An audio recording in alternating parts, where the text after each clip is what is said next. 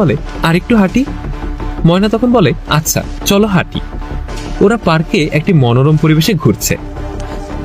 তাদের পেছন থেকে ৬-৭ জন বখাটে ছেলেরা বেলাল এবং ময়নাকে দেখে ফেলে। একজন বলে ওই দেখ একজোড়া কবুতর যাইতাছে। আরেকজন তখন বলে চল তো গিয়ে দেখে আসি। এই কথা বলেই সকলে জোরে জোরে এগিয়ে আসে। কিছু দূর যাবার পর ছেলেগুলো বেলাল এবং ময়নাকে ক্রস করে সামনে যায়। সামনে যাওয়ার পর ওরা পেছনে তাকায় এবং ওদের মধ্যে একজন বলে ইস রে, আমার যদি এরকম প্রেমিকা থাকতো আমিও নিয়া ঘুরতাম। ময়না তাদের এসব কথা লক্ষ্য করে, বলে বেলাল চলো ওই দিকে যাই, এদিকে আর যাব না আমি।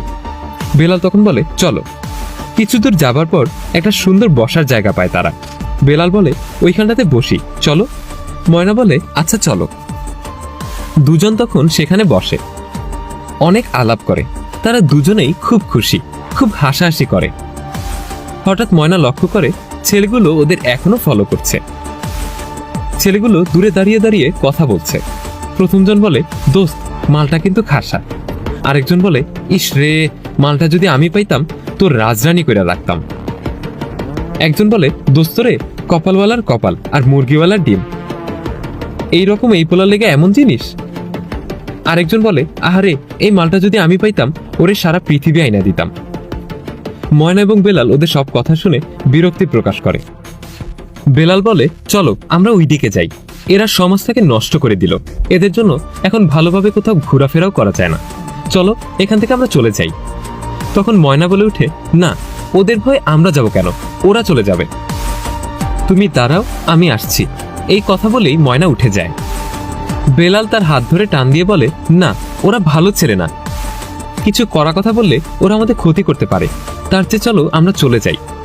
ময়না তখন বলে না, আমি ওদের করা কথা বলবো না, আমি ওদের ইমোশনে হিট করব, তুমি দাঁড়াও আমি দেখছি। ছেলেগুলো তখন গান শুরু করে, নিজেদের মধ্যে হাসাহাসি করে। তারা ময়নার দিকে তাকায়।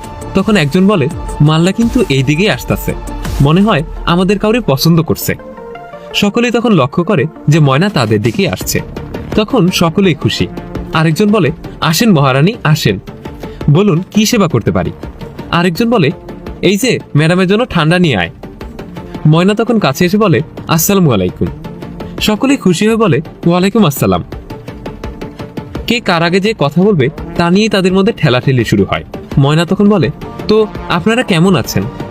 সকলেই বলে ভালো আছি, আপনি? ময়না বলে আমিও ভালোই ছিলাম, বাট এখন আর ভালো নেই। সকলে তখন জিজ্ঞেস করে কেন? ময়না তখন বলে এই যে আপনারা সকলে মিলে আমাদের বিরক্ত করছেন, বিভিন্ন খারাপ ভাষায় কথা বলছেন। আমি জানি আপনাদের সবারই বোন আছে, কি আপনাদের বোন নেই? তখন সকলেই বলে হ্যাঁ আছে তো। ময়না তখন বলে ভাইরা একটু ভাবুন তো, নিজেদের বোনদের সাথে যদি কেউ এমন করতো তাহলে আপনাদের কেমন লাগতো, আর ওই বোনটারই বা কেমন লাগতো, প্লিজ একটু ভাবুন। সকলেই তখন এ বিষয় ভাবে এবং মন খারাপ করে।